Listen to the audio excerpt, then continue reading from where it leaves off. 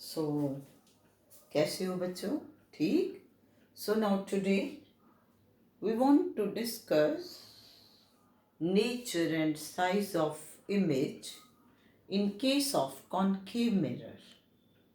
You see, in case of concave mirror, image form can be real or virtual depending upon the position of object. अब इसमें सबसे पहले हम position object की consider करते हैं. Let us say at infinity.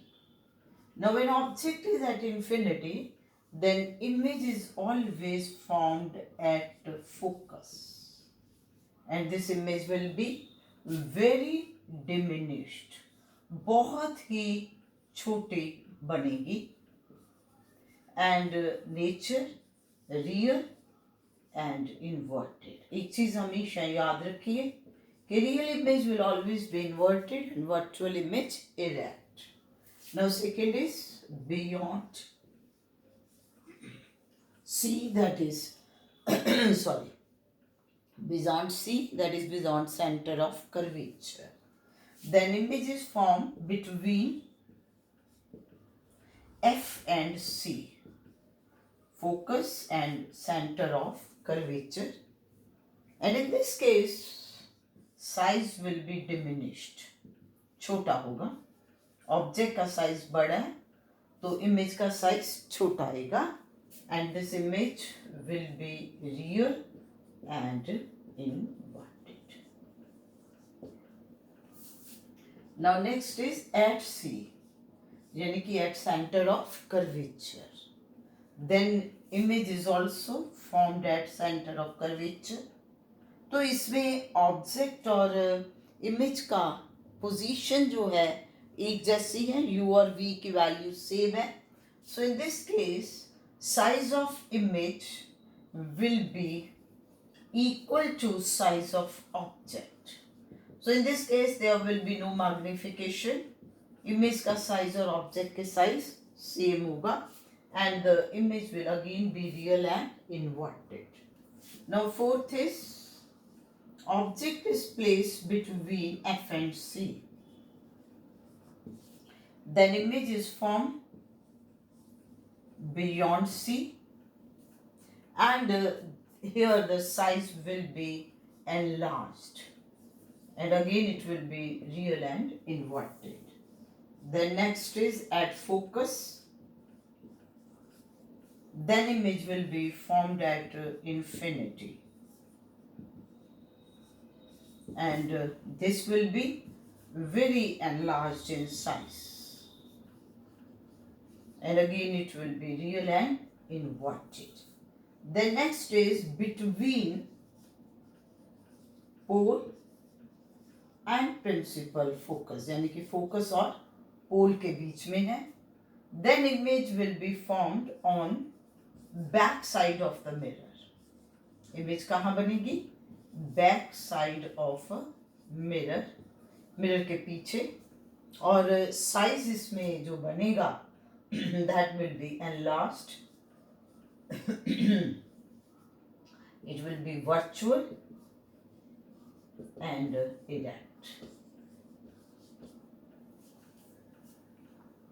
अब इसमें अगर तुम ध्यान से देखो तो बेटा जैसे जैसे मैं ये ऑब्जेक्ट की पोजीशन की बात कर रही हूं तो इसमें u की वैल्यू क्या हो रही है?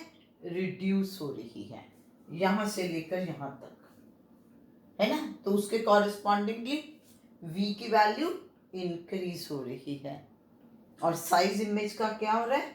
इंक्रीज हो रहा है ना.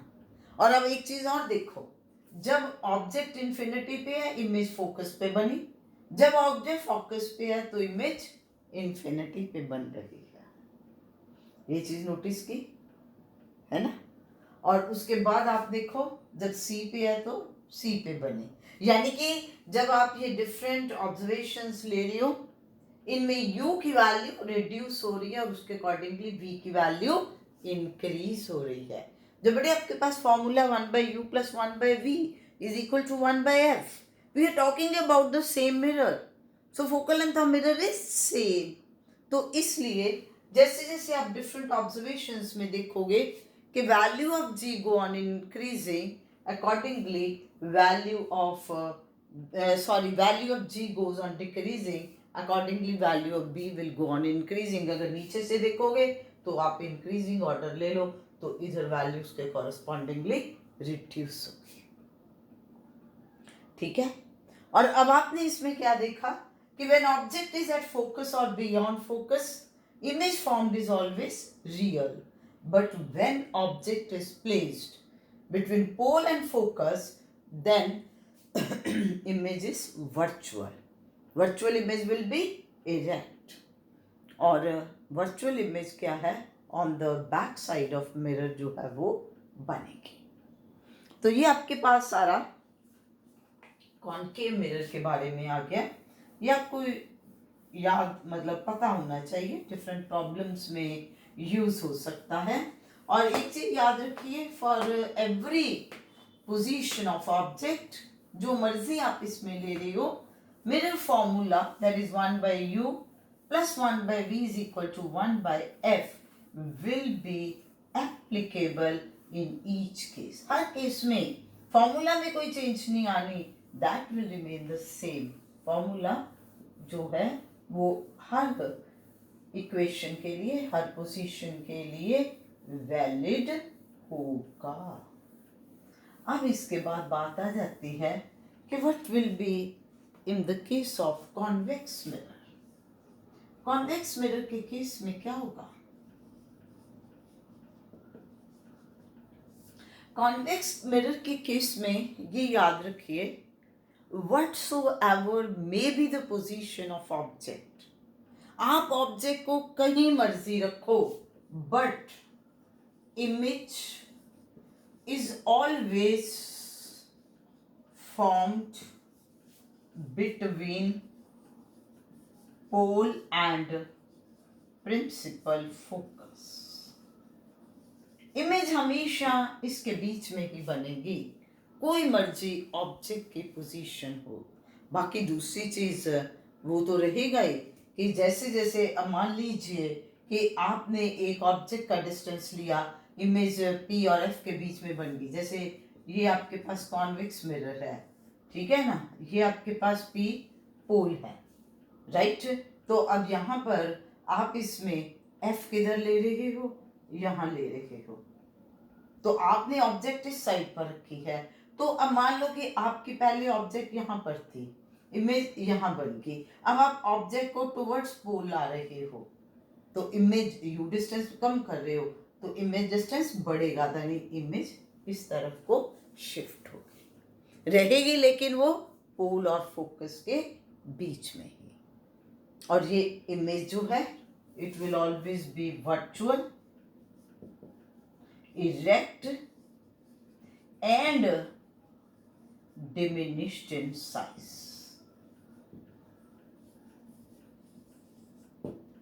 अब इस पे मेरे को एक पॉइंट ख्याल आया कि बेटा कई बार अब कर्वेचर कम है, इतना नहीं भी पता लगता। अब आपको बड़ा सिंपल सा क्वेश्चन पूछा जाए कि मैं 2 मिरर आपके हाथ में पकड़ा दूं और मैं कहूं बेटा बताओ इसमें से कौन सी कॉन्वेक्स मिरर है, कौन सी कॉनकेव मिरर है, कैसे देखोगे? उसका पता है सबसे आसान तरीका क्या है कि you place mirror close to your face. आप बिल्कुल फेस के क्लोज रखो, ठीक है, मिरर को। क्या होगा, आप उसके बाद मिरर में से अपना इमेज देखो। इफ द इमेज फेस का उल्टा नहीं आएगा, सीधा ही बनेगा जब आप मिरर को क्लोज रख रहे हो। लेकिन उसके बाद उसमें आप चेक करोगे तो साइज का डिफरेंस होगा। If size of image seen through the mirror is enlarged, it means it will B concave mirror. If size of the image seen through mirror is small, it means it is convex mirror. कैसे? क्योंकि बच्चे आपने mirror को काफी close रख लिया, ठीक है ना। जब आपने काफी क्लोज रखा है तो क्या है, object is between pole and focus. तो दोनों केसेस में चाहे कॉन्वेक्स मिरर है चाहे कॉनकेव मिरर है, image will be virtual and erect. लेकिन आपने अभी किया कि कॉनकेव मिरर में virtual erect and magnified, convex mirror में वर्चुअल इरेक्ट एंड डिमिनिश्ड। तो साइज ऑफ इमेज से हम ये क्लैरिटी कर पाएंगे कि whether image is concave mirror or convex mirror. Now the mirror which we use for makeup purpose कौन सी होनी चाहिए? That must be concave mirror, क्योंकि कॉनकेव मिरर को जब आप अपने फेस के काफी क्लोज रखोगे मेकअप करने के लिए तो you will view and last image, तो आपको बॉडी अपने फेस का हर एक पार्ट एंड लास्ट फॉर्म में नजर आएगा, तो obviously it will be easy for make. और अब जो ड्राइवर की मिरर है वो कौन सी होगी? कॉन्वेक्स मिरर, क्योंकि अगर कॉन्वेक्स मिरर होगी तो उससे बेटा field of view will be large. अब मिरर है, आपके पीछे जो ट्रैफिक है उसको देखना है। अगर बाय चांस आप कॉनकेव मिरर लगा देते हो, आप कहते हो नहीं मैं तो कॉनकेव लगाना है, तो बिल्कुल एक जो बेटा पीछे ही व्हीकल आ रहा है उसी की इमेज इतनी बड़ी हो जाएगी, कुछ और दिखाई नहीं देगा, होगा ना। तो इसलिए क्या बेटर है कि जो वहां पर यूज की जाए मिरर वो कॉन्वेक्स मिरर हो, जिससे जो इमेज फॉर्म हो that will be small in size, diminished in size, जिससे फील्ड ऑफ व्यू जो है वो लार्ज होगा। तो इस तरीके से जो हम यहाँ पर पढ़ रहे हैं तो वो बेटा डिफरेंट वे में आपके पास जो है यूज होगा। यहाँ से पता लगेगा हम किस मिरर को किस पर्पस के लिए यूज कर सकते हैं। Now the next term in case of mirror is magnification. Now what is the meaning of magnification? Magnification. अब जैसे हमने इसमें देखा कि this is the size of image, this is the size of object. तो magnification क्या है? It is defined as ratio of size of image to size of object. That is magnification. M is equal to I upon O. अब मान लीजिए आपको u और v दिया, you are given object distance and image distance, और आपको कहा जाए you calculate the value of magnification, तो कैसे करोगे बेटा? ऐसा करते हैं हम, ये एक कॉनकेव मिरर ले लेते हैं, ठीक हो गया। ये आ गया पोल, ये इसमें f आ गया, ये c centre of curvature.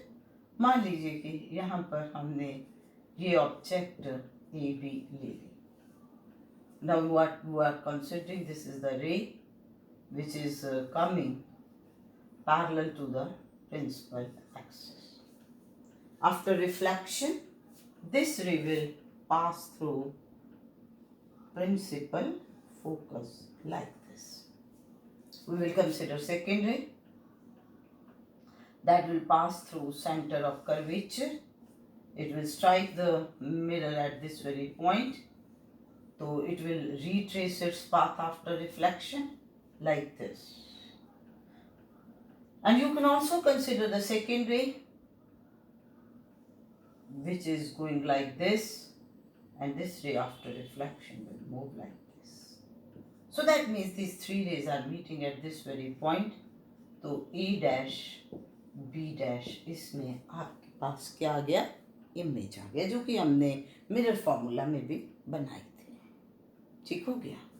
Now you consider triangles APB and A dash B dash। इन दो ट्राइंगल्स में देखो बेटा APB and this A dash B dash। एक तो इनमें ये एंगल इस एंगल के बराबर है because this is I angle of incidence, this is R angle of reflection, ठीक है ना। और दूसरा इसमें ये एंगल 90 डिग्री है। तो अगर दो एंगल्स बराबर हैं तो ऑब्वियस बात है कि थर्ड एंगल भी इक्वल हो जाएगा। So that means this two triangles are similar.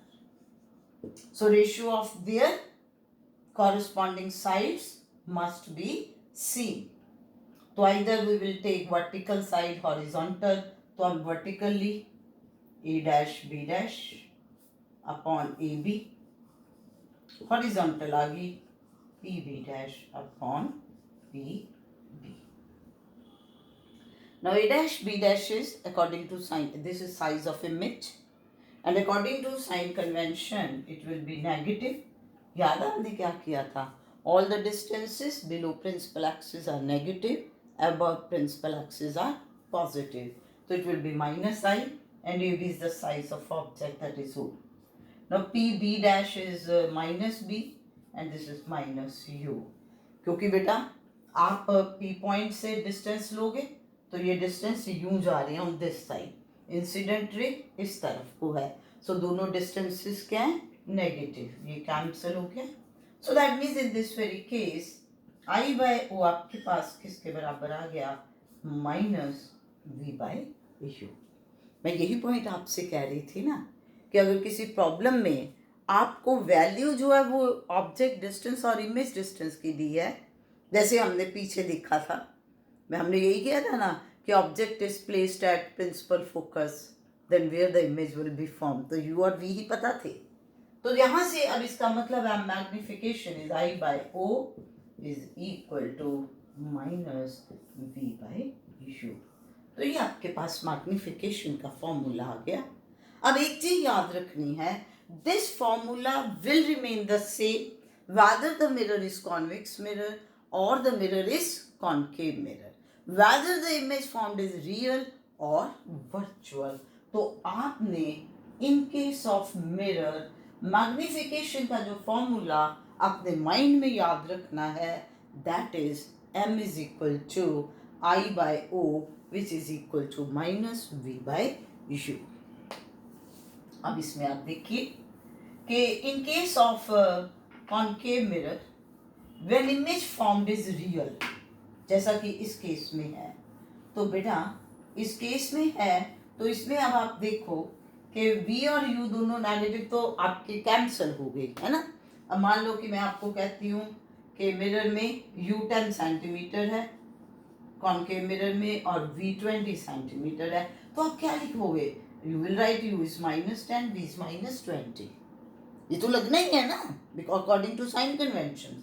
अब m का फॉर्मूला क्या लगना है? माइनस V अपॉन U, तो it will be minus of -20 upon -10, तो इट विल बी -2.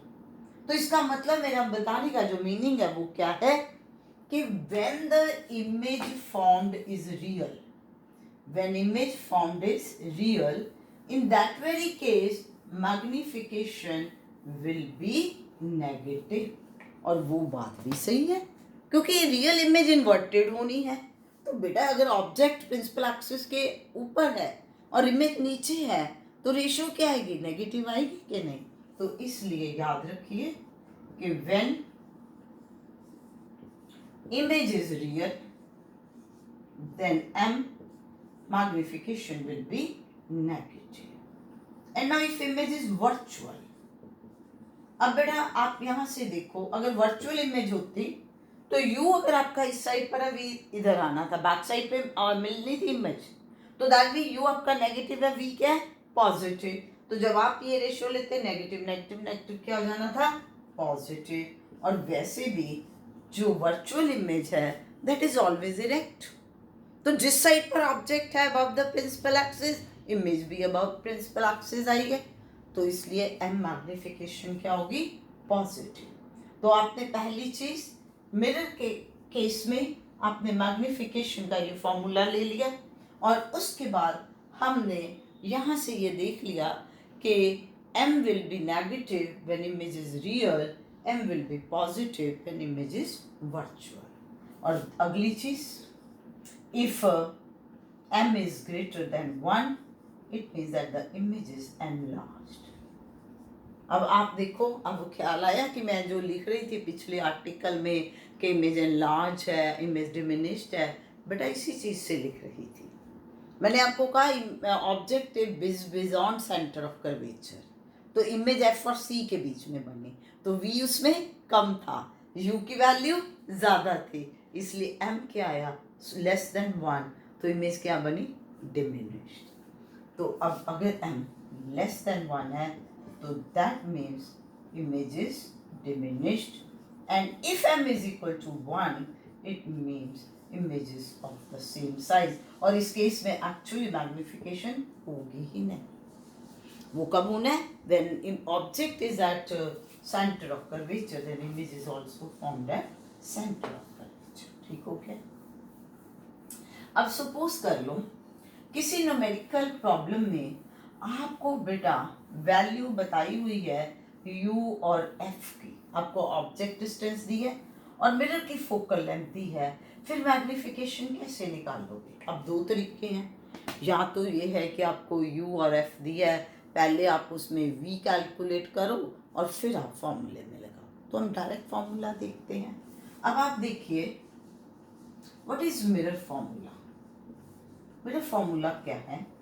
हमने देखा चाहे मिरर कॉन्वेक्स है, चाहे कॉन्केव है, चाहे रियल इमेज है, चाहे वर्चुअल है, mirror formula is 1 by u plus 1 by v is 1 by f.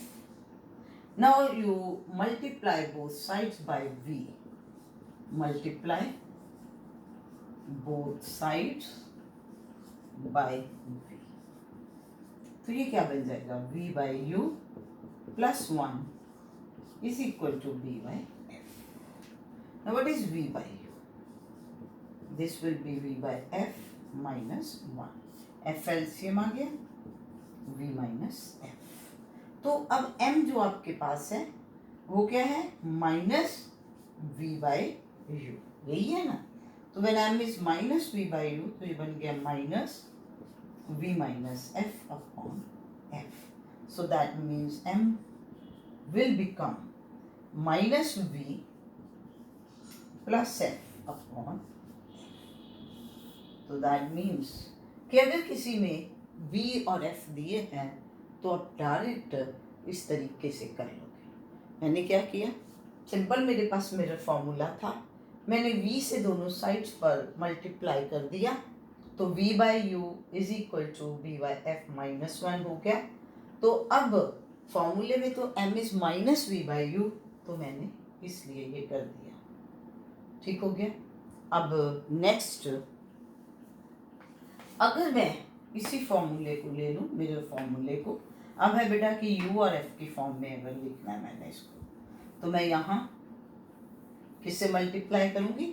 ना I will multiply by u, दोनों साइड्स पर u से मल्टीप्लाई करूँगी। ना u by U is 1 plus u by v is equal to u by f। तो u by v किसके बराबर आ गया? u by f minus 1, f LCM u minus f। तो अब m जो है that is minus v by U, तो माइनस ही और एक ये उलट गया u माइनस, तो ये अंदर ले जाओ तो ये will become minus u plus f। So that means f आपके पास आ गया f upon f minus u। तो अब अगर आपको ये फॉर्मूले इस तरीके से याद होंगे तो बेटा कोई कंसेप्चुअल प्रॉब्लम आए, कोई न्यूमेरिकल प्रॉब्लम आए, कोई एमसीक्यू आए, आप फटाफट इसमें ये वैल्यू सब्स्टिट्यूट करके मैग्निफिकेशन फाइंड आउट कर सकते हैं। तो अब सिंपल कॉन्सेप्ट क्लियर हो गए कि अगर लार्ज साइज है m is greater than 1, diminish size है m is less than 1, real image है m is negative, virtual image है m is positive, m is i by o, that is minus v by u, or you can write it as minus v plus f, or you can write it as f upon f minus u. So इस तरीके से हमारे पास ये magnification का concept हो गया। So we have discussed about magnification, about mirror formula. अब next इसमें हम एक और पॉइंट देखना चाहते हैं कि मिरर में क्या कोई प्रॉब्लम है। प्रॉब्लम मीन्स कोई डिफेक्ट। तो here we will now talk about spherical aberration. Spherical aberration, ये क्या है spherical aberration? अब मान लो बेटा मैं एक मिरर कंसिडर कर रही हूँ which is of large aperture, जैसा कि आप देख रहे हो। लार्ज अपर्चर का मतलब कि काफ़ी ज़्यादा रेस जो हैं वो इस मिरर पे स्ट्राइक कर रही हैं। अब ये रेस जो काफ़ी डिस्टेंस पर है प्रिंसिपल एक्सिस से, और ये रेस जो हैं ये प्रिंसिपल एक्सिस के काफ़ी क्लोज हैं। जो रेस प्रिंसिपल एक्सिस के काफ़ी क्लोज हों इन्हें बोलते हैं पैरा एक्सियल रेस, और जो काफ़ी डिस्टेंस पे होते हैं उन्हें बोलते हैं मार्जिनल रेस। अब क्या है इसमें कि जो मार्जिनल रेस हैं वो आकर के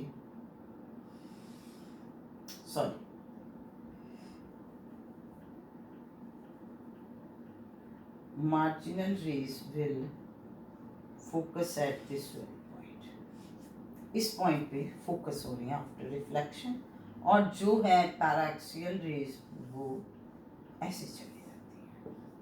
सो that means spherical aberration is the inability of the mirror, कौन सी inability? To focus all the rays coming parallel to principal axis at a single point, कि जो भी रेज क्या आ रही हैं बेटा, rays are coming parallel to principal axis. ठीक हो गया। अब इसमें एबरेशन में क्या है, इनएबिलिटी, किसकी? Inability to focus all rays coming parallel to principal axis at a single point after reflection, कि एक पे नहीं हो रही तो नेचुरली इससे क्या होगा बेटा? अब आपको पता है कि इमेज ब्राइट कब बनेगी, जब when all the rays will focus at one particular point.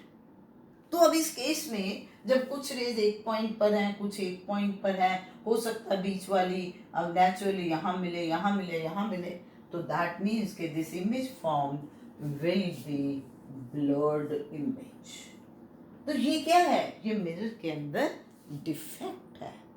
तो जो भी स्फेरिकल मिरर है उसमें ये प्रॉब्लम होती है, ये डिफेक्ट होता है। इसीलिए आप जो सर्च लाइट देखते हो तो सर्च लाइट में जो मिरर है दैट इज पैराबोलिक मिरर, वो पैराबोला के शेप में है। तो पैराबोलिक मिरर में क्या होता है कि intensity of light after reflection will be same at every point. तो इस तरीके से अब आपके पास बेटा ये सारा मिरर के बारे में आ गया कि मिरर के क्या एप्लीकेशंस हैं, कहाँ कहाँ हम इसे यूज़ कर सकते हैं। अब सर्च लाइट्स में पैराबोलिक मिरर यूज़ हो रही है, मेकअप पर्पस के लिए कॉनकेव मिरर यूज़ हो रही है, ड्राइवर मिरर जो है कॉन्वेक्स है। लेकिन आप एक चीज़ नोटिस करिए कि कॉन्वेक्स मिरर के साथ साथ जो ड्राइवर का मिरर है कॉन्वेक्स, उसके साथ जो रियर व्यू मिरर है वो प्लेन मिरर होता है। वो क्यों? क्योंकि हमने इसमें ये नोटिस किया कि in case of convex mirror, whatsoever may be position of object, image is always formed between pole and focus. अब जब मैं ड्राइव कर रही हूँ तो मेरे को ये तो नज़र आ रहा है कि मेरे पीछे इतना ट्रैफिक है, तो अगर अनाड़ी ड्राइवर शुरू में वो तो डर जाएगा, घबरा जाएगा, अरे बाप रे। यहाँ से उसको ये आइडिया नहीं हो रहा कि जो नेक्स्ट व्हीकल है वो उससे कितने गैप पे है। वो कहाँ से पता चलेगा उसको? प्लेन मिरर में से। क्यों?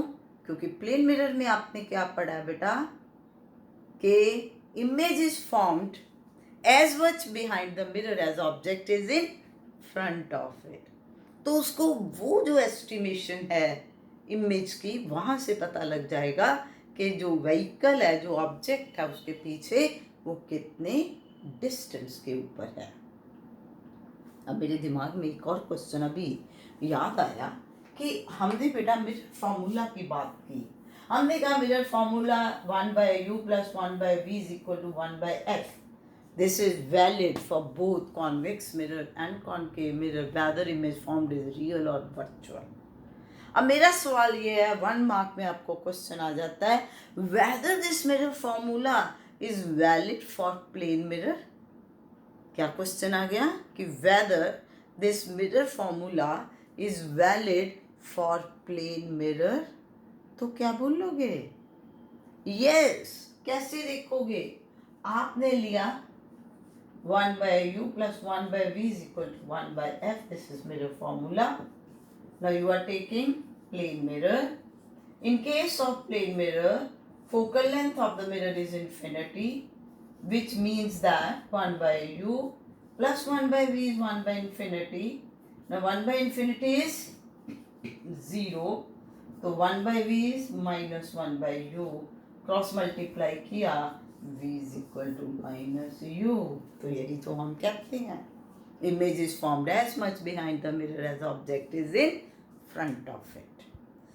So I think अब मिरर का कॉन्सेप्ट आपको बिल्कुल अच्छी तरीके से क्लियर हो गया होगा. हमने 3 वीडियोस में ये सारे कॉन्सेप्ट्स जो हैं एक्सप्लेन किए हैं, अंडरस्टैंड किए हैं आपने, मैंने एक्सप्लेन किए हैं. So please like, share and subscribe, and in the next video you will get the concept of the refraction. Thank you.